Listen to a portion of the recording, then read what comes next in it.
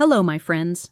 I'm Dr. Susan Parker, urologist and men's health specialist, and today we're going to talk about something that sounds almost ridiculous at first, until you realize how much it can affect your daily comfort, your sleep, your confidence, and the long-term health of your prostate and bladder. You've probably seen the title and thought, "Come on, doctor. Now even how I pee is wrong." But stay with me, because this isn't about shaming you or telling you to act less manly.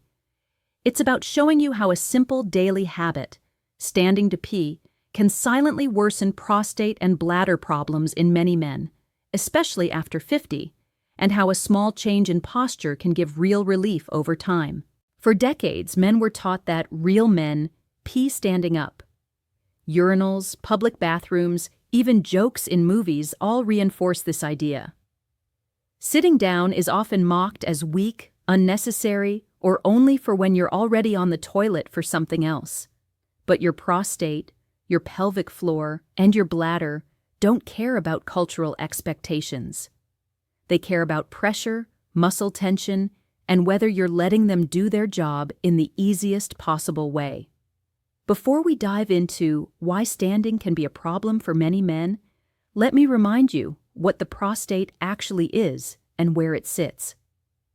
The prostate is a small gland, roughly the size of a walnut in younger men, located just below the bladder. The tube that carries urine out of your body, the urethra, passes right through the prostate. When you're 25, that tube is like a wide, open highway. When you're 60 or 70, especially if you have an enlarged prostate, that same tube can feel more like a narrow, congested road at rush hour. As the prostate grows with age, a process called benign prostatic enlargement, it can gently squeeze that tube. Not enough to completely block it, but enough to slow the flow, make it harder to start peeing, and more difficult to empty the bladder fully. Now imagine you're trying to drain a bottle through a narrow neck. You can force the liquid out faster by squeezing and shaking, but that doesn't mean you've emptied it completely or safely. That's very similar to what happens when many men pee standing up and straining. When you stand, especially if you've been trained your whole life to just get it done quickly, you often tighten your buttocks, your abdominal muscles, and your pelvic floor without realizing it. Your body goes into a slightly braced position, especially in public restrooms where you don't want to touch anything. That tension changes the way urine flows. Instead of relaxing and letting the bladder empty smoothly, you often push, bear down, or strain from your abdomen to force the stream. The problem is that urinating should be mostly about relaxation, not force. The bladder is a muscular bag designed to squeeze gently on its own. The sphincter and pelvic floor muscles around the urethra are meant to relax to let the stream pass. When you stand and push, especially with an enlarged prostate, you're asking your bladder to work against resistance. Think of it like trying to squeeze water through a pinched hose.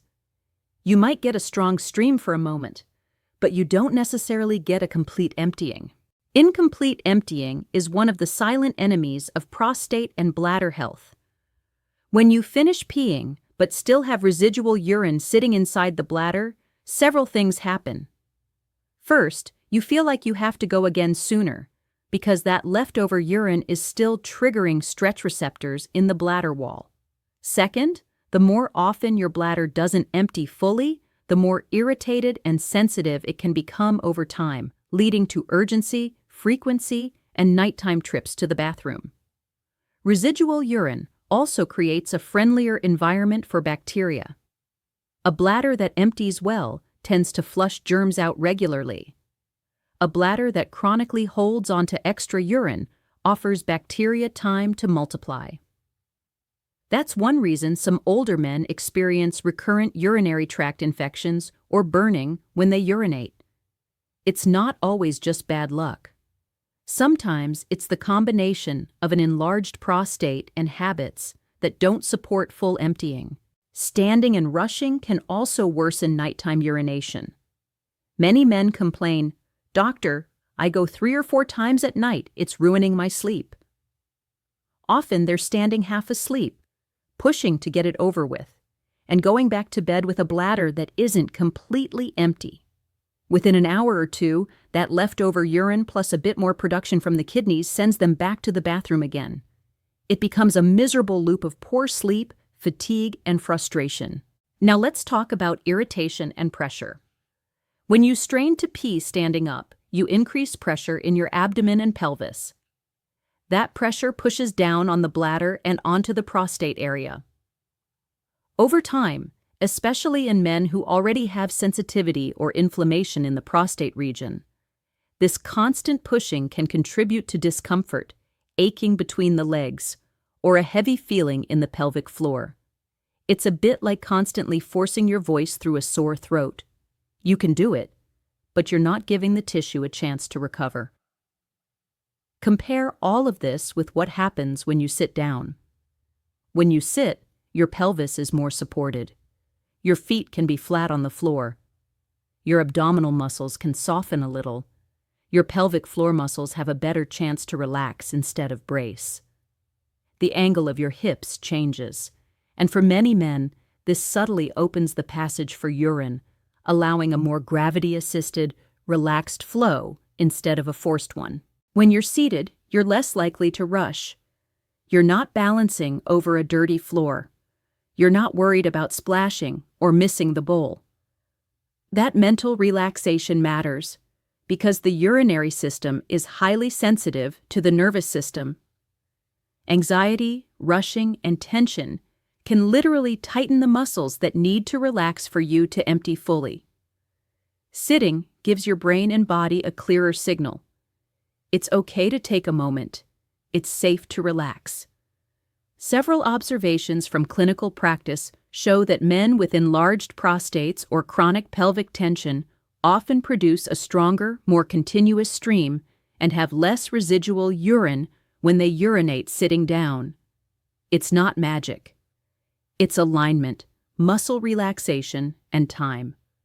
For many men, especially over 50, sitting is simply a more anatomically friendly position for the way their bladder and prostate now function. Now, let's talk about something most men never hear about: the male pelvic floor. This group of muscles sits like a hammock at the base of your pelvis, supporting your bladder, rectum, and prostate. When these muscles are too tight, too weak, or poorly coordinated, you can experience dribbling after urination, hesitancy, a stop-and-go stream, or a sense that you can't fully empty. Decades of standing, rushing, clenching, and pushing can train these muscles into unhealthy patterns. If you've ever noticed that you have to milk the last few drops by squeezing or shaking at the end, that may be a sign that your pelvic floor isn't coordinating well. Sitting can help you retrain these muscles to relax during urination instead of fight against the flow. When you're relaxed and grounded, the urethra can open more fully, and gravity plus a gentle bladder squeeze complete the job with less effort. Another issue with standing is the temptation to bear down. Many men instinctively push hard from the abdomen when the stream slows, especially if they're in a hurry or in a busy restroom. That repeated pushing doesn't just strain the bladder and prostate area. It also increases pressure on the veins around the rectum and the abdominal wall. Over many years, this can contribute to hemorrhoids, hernias, and a general sense of pelvic heaviness. It's one of those hidden lifestyle pressures that almost no one talks about, but the body feels every single day. Cultural conditioning also plays a powerful role. In many environments, especially male-dominated workplaces, standing is seen as the only normal way to pee. Sitting can feel embarrassing, as if you're doing something wrong. But your urinary system doesn't care about these unwritten rules. What it cares about is whether you're allowing a smooth, unforced, complete emptying of the bladder several times a day. Over months and years, that difference becomes significant for comfort, infection risk, and symptom progression. So who benefits the most from switching to sitting? at least most of the time. Men over 50 with any signs of prostate enlargement, such as weak stream, dribbling, urgency, or nighttime urination, tend to notice a difference. Men with diabetes or nerve issues that affect bladder control can also benefit from a more stable, relaxed posture. Men who already experience pelvic discomfort or pressure often feel less strain when they stop pushing and start allowing their body to empty in a calmer position. Now I want to give you something practical. A simple experiment you can try over the next 2 weeks. Think of it as a prostate-friendly bathroom reset. For the next 14 days, whenever possible, especially at home, sit down to pee. Don't treat it as a punishment or a loss of masculinity. Treat it as a science experiment on your own body. When you sit, place your feet flat on the floor. Sit all the way back on the seat so your pelvis is supported. Before you even start peeing, take a slow breath in through your nose and then gently exhale through your mouth. As you exhale, imagine the muscles between your legs softening instead of tightening. Let the stream begin without pushing from your stomach. Your job is not to force. Your job is to allow. While you're peeing, pay attention to your body. Are you clenching your jaw, your shoulders, your belly? Gently let them soften. The bladder already knows how to do its job. When the stream starts to slow, don't immediately stand up. Wait a few seconds.